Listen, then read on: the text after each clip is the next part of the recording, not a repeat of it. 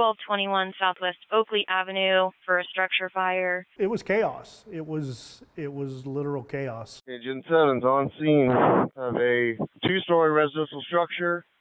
Bravo side of the house is fully involved. We'll be attacking with a pre-connect.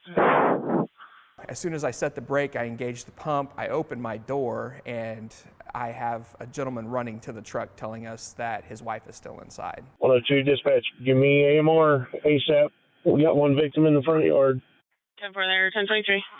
It was humbling, but it was three guys really that worked together like they had trained to do this their whole life. The alarm came in at 3 a.m., so we were obviously in bed. Ran a couple calls, I believe, earlier that night. So, you're out of it. The alarm comes in, and as we're walking to the truck, as an officer sitting in the front seat, I paid attention more to the nature of the call and less so to the address of the call. Well, my driver, he's thinking address, and so as we're walking out, he says, being a little groggy, I'm like, okay, so it's 1200 block, and I'm trying to decide if I'm going to go north or south. And then I went, wait, they said it was Oakley. That's us. So as soon as I made that determination, I actually told the guys, I'm like, that's like right across the street. Yeah, you're right. It sure is. So we open the garage door, and as I'm getting clothes on, I peek out there, and from our vantage point down the street, the house is fully involved because it's all on that Alpha Bravo corner. And so we get in the truck and just hop down the street and gave a radio report. Agent 7's on scene of a two-story residential structure. Bravo side of the house is fully involved. We'll be attacking with a pre-connect. Yeah, that's the first time I haven't had any time between leaving the building and seeing the fire. I think when you have time to get in the truck and start driving or riding, you have time to prepare yourself mentally for the task that's coming. When you pull out of the bay and there's a fire right there, you don't get that time to prepare. I just saw a huge ball of fire just rolling out of the window right up in front of the house. We all got our stuff on, getting ready to make entry. The house owner actually comes out and says, hey, my wife is stuck in there. As soon as I set the brake, I engaged the pump, I opened my door, and I have a gentleman running to the truck telling us that his wife is still inside. My heart is just thumping like crazy. I'm just thinking of all the different scenarios that might happen. I've never pulled a person out of a fire. Because we asked the gentleman outside where his wife was, he said at the top of the stairs. The house is a two-story house, and as soon as you open the doorway, which it was already open because he came out, the stairs were straight ahead and straight up. But because of the heavy fire conditions, which were all on the left side of the structure inside, the smoke was banked down to maybe 4 feet off the ground, so we couldn't see much. But there's heavy fire and a lot of heat to our left side, so my firefighter went in with the hand line, the nozzle, and just started to the left. I grabbed the nozzle.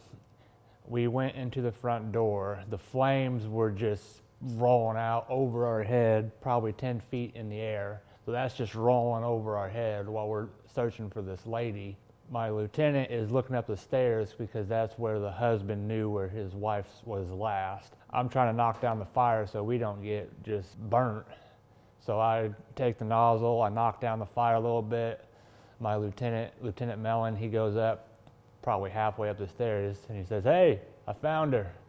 And because those stairs were straight ahead, I ascended them, and about towards the very top, I found her laying on the stairs. So at that point, my firefighter dropped the nozzle right there inside the doorway and helped me bring her out. It's odd. I still, after 29 years, I still get excited. It's something I have to work on to keep my maybe emotions or my feelings in check, to try and stay calm, to see the big picture, to think about the things that need to be done in the position that you're in. I can only imagine opening up the door and seeing what they saw, because most of the fire was facing Station 7, and it was chaos. It was literal chaos. They flew some water, and then the water stopped flowing.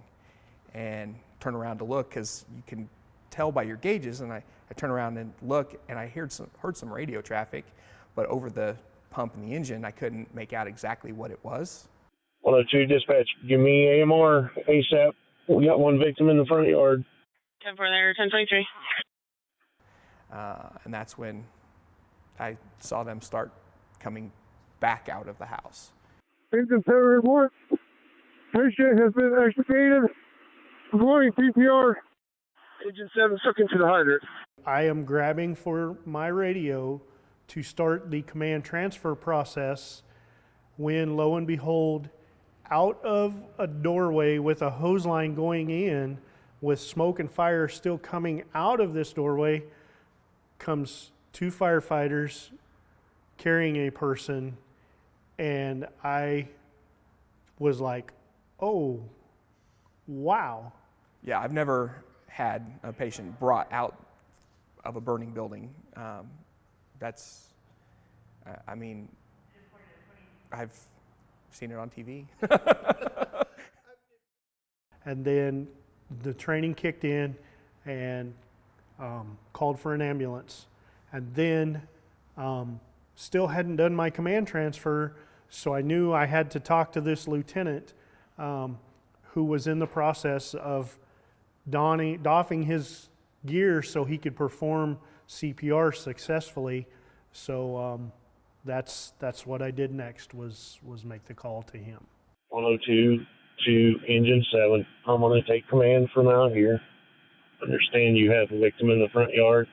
There's been no attack on the fire yet, if that's correct. Engine 7 reports that's correct. A gentleman reported his wife was inside when we arrived. She was on the stairs just inside. We pulled her out. He said nobody else was in there. 10-4, thank you. The way that when they were coming out of that building, if there would have been a camera there at that point watching them come out, the fire had started to come back out through the door, so they were down under the fire. It was incredible. I'm super proud of those guys. They did a very good job. They were impressive. So I'm glad I got to be with them for a while. So I shed off my gear. I'm wearing my face mask, my helmet, air pack, and everything. So I shed that off and start doing compressions on her. The lieutenant was actively doing CPR, and I called him on the radio, and he went from 2-handed compressions to 1, continued to do compressions, keyed up the radio, told me everything that I needed to know, and let go of the radio, went back to his compressions, like he had practiced doing this all day long that day. John is kind of back and forth helping with patient care and also just trying to keep the fire a little bit at bay. By the time we have her in the yard, other companies are on scene, the chief is on scene, and so they start to get off their trucks and start on fire attack. But yeah, we started compressions. Almost immediately, Code Blue was called for the ambulance. Before they left, I saw compression stop. They continued to assist with ventilations, but I was like, wow, these guys just saved a life. They just, before AMR was even there. We intubated, we were bagging the patient, we got pulses back on scene. We were able to, as soon as we got pulses back, we moved her to the cot and transported her to the trauma center. With the age that she was and being in those smoke conditions, what's going through my mind is she's probably not going to survive this. But we do all we can. So we did get a pulse back through compressions, and AMR and Dave intubated her, so we were breathing for her, and that's how we transported her to the hospital. She had a pulse, but she wasn't breathing. I actually was able to tell them, hey, we got her back.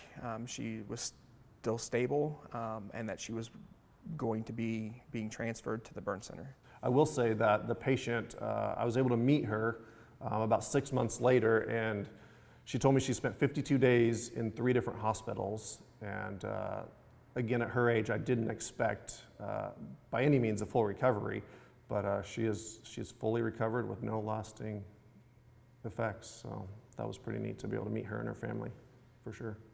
It was humbling, but it was 3 guys really that worked together like they had trained to do this their whole life. None of us want the recognition. Anybody that's gotten an award has been like, I just was there. It was just, I didn't do anything. We're not in it because we want the reward. We just want to help. And when you can help somebody, that's what this job's about.